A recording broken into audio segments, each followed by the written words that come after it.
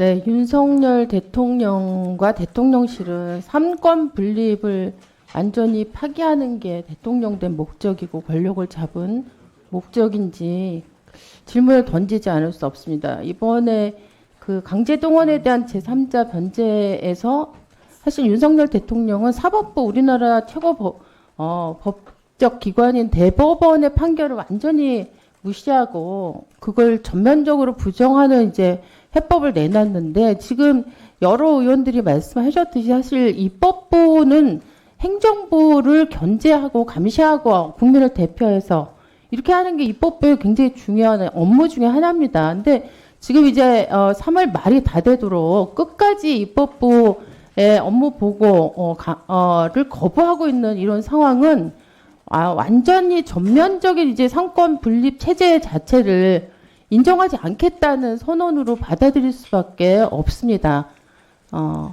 그 대통령이 국가 운영 전반에 대해서 총체적인 어떤 책임, 권한이 있고 책임을 져야 되는 거와 말할 것도 없고, 사실 최근에 발생하고 있는 문제는 직접적으로 대통령실 예를 들면 69시간 노동제를 뒤집어 엎어서 더 전면적으로 이거를 재검토하라고 하는 게 또 대통령실이었고, 그 다음에 정순신 국가본부장을 임명했다가 28시간 만에 그 임명을 철회하라고 한 것도 대통령실이었고, 그리고 직접 일본에 가가지고 일본 수상을 만나서 악수하고 오므라이스 먹고 그리고 폭탄주 마시고 그리고 온 사람 누구냐? 대통령, 윤석열 대통령입니다.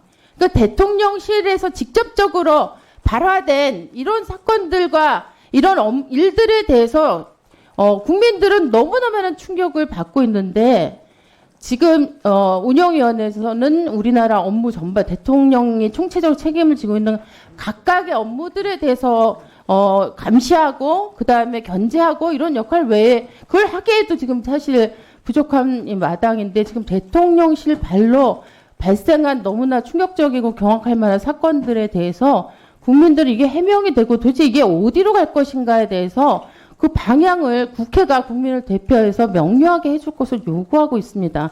어떻게 대통령이 일본 수상과 만나서 후쿠시마 수산물 얘기, 독도 얘기, 위안부 합의 이행 문제 얘기를 우리나라 정부의 입을 통해서 듣지 못하고 일본 언론의 입을 통해서 들어야만 합니까? 이게 지금 정상적인 국가입니까?